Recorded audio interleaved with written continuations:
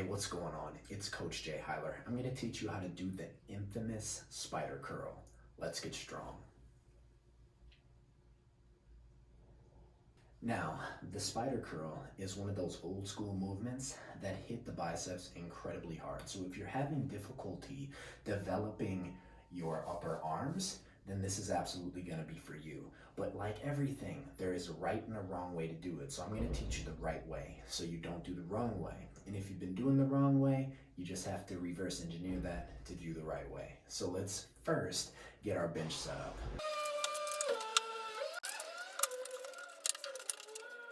So this is ideally how you want your bench to look, literally from top all the way to the bottom, one straight line. If your bench does not look like that, or it cannot do this, that is quite all right.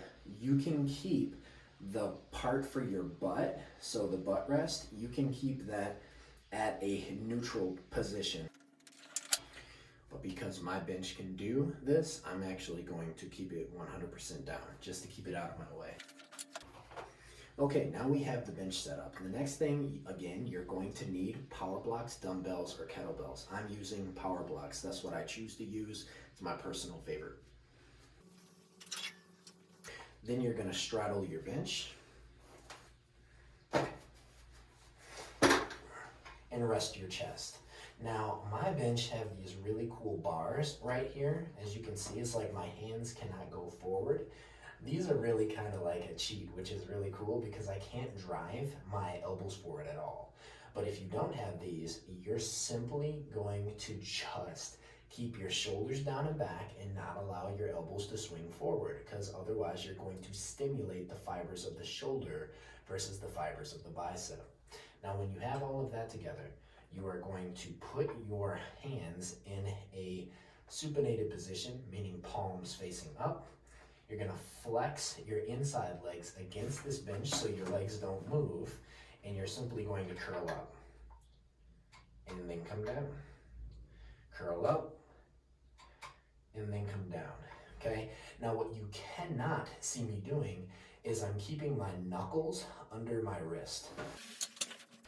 So what I mean by that is we want to keep the knuckles under the wrist the entire time versus up, because the natural occurrence of your body and your brain and the body connection is to be this. When you curl, you want to curl your knuckles towards your shoulders, okay? What this does is it stimulates the fibers of the lower arm versus the upper arm, and it also stimulates the fibers of the anterior deltoid, which is the front of your shoulder. So if you want to feel your shoulder, that's a great way to do it, but if you want to feel your bicep, which is what the movement is for, we don't want that. So keep the knuckles facing down the entire time.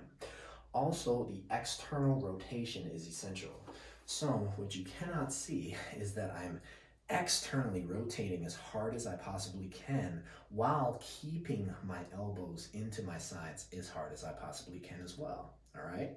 Now from here, you're gonna flex your pinky and your other finger, which would be your ring finger, down as hard as you possibly can. So the pinky and the ring fingers are getting the brunt of the deal.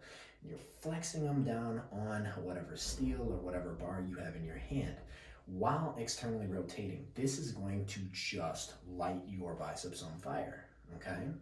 Now, when it comes to a breathing standpoint, we're inhaling down, exhaling up.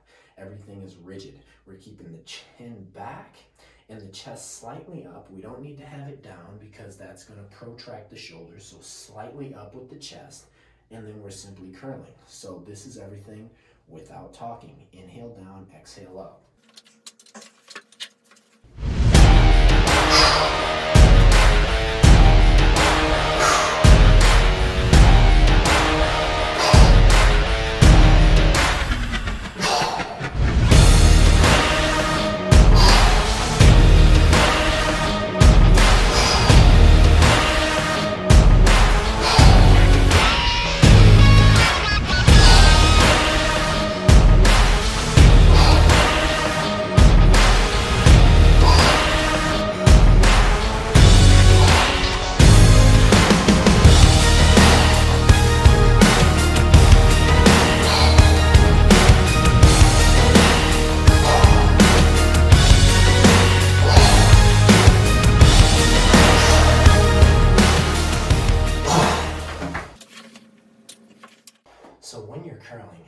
don't want you to drive your elbows back like this.